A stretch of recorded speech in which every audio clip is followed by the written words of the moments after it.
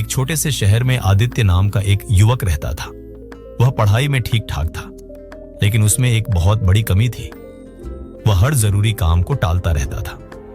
जब भी उसकी माँ या पिता उसे पढ़ने के लिए कहते, वह हंसकर कहता, अभी बहुत वक्त है, कल से पढ़ाई शुरू करूंगा।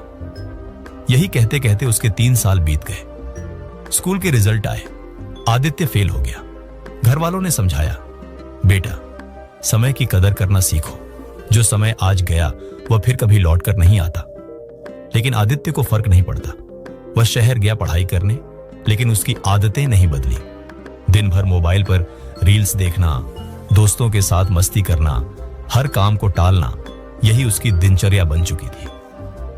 आदित्य के शहर में एक बुजुर्ग व्यक्ति रहते थे, शांत स्वभाव के, गहराई से सोचने वाले और जीवन के अनुभवों से भरपूर। लोग उन्हें ज्ञान बाबा कहते थे।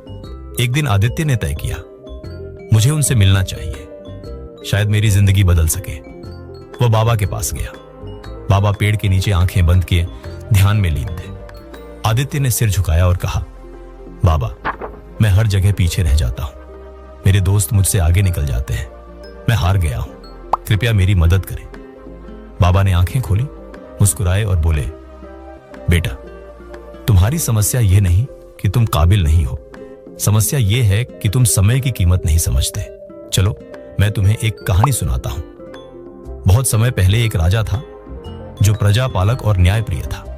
एक दिन वह जंगल में एक गरीब आदमी से मिला। मैले कपड़े, थका चेहरा, निराशा से भरा जीवन। राजा ने पूछा, क्या तुम कुछ करना नहीं चाहते? गरीब व्यक्ति बोला, कोशिश की लेकिन कोई साथ नहीं देता। लगता है मेरी किस्मत ही खराब है। राजा मुस्कुराया और बोला, आज मैं तुम्हें एक मौका देता हूं। आज सूर्यास्त से पहले अगर तुम मेरे महल में आ जाओ और जितना सोना ले जा सको वह सब तुम्हारा होगा। वह आदमी बहुत खुश हुआ, दौड़ता हुआ घर गया, पत्नी को बताया। वह भी खुश हो गई और बोली, जल्दी जाओ कहीं देर ना हो जाए।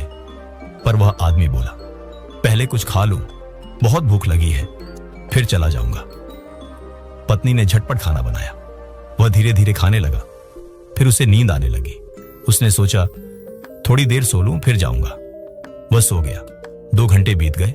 उठकर भागा, पर गर्मी बहुत थी। उसने एक पेड़ के नीचे विश्राम किया और फिर सो गया। 4 घंटे और निकल गए। अब जब वह उठा तो सूरज डूबने वाला था। वह दौड़ा महल की ओर, लेकिन जब पहुंचा तो दरवाजे बंद हो चुके थे। वह फूट फूट कर रो पड़ा। एक बार अमीर बनने का मौका उसके हाथों से समय की लापरवाही के कारण निकल गया। बाबा ने कहानी खत्म की और शांत स्वर में कहा, समय का मूल्य समझो बेटा, वरना एक दिन पछतावा ही बचेगा। आदित्य को जैसे बिजली का झटका लगा। वह एकदम चुप हो गया। आंखों से आंसू बहने लगे। उसने बाबा के चरणों में झुककर धन्यवाद कहा और संकल्प लिया, अब एक पल भी बर्बाद नहीं करूंगा। उस दिन के बाद आदित्य की जिंदगी बदल गई। उसने रील्स देखना बंद कर दिया, काम टालना छोड़ दिया और एक टाइम टेबल बनाया।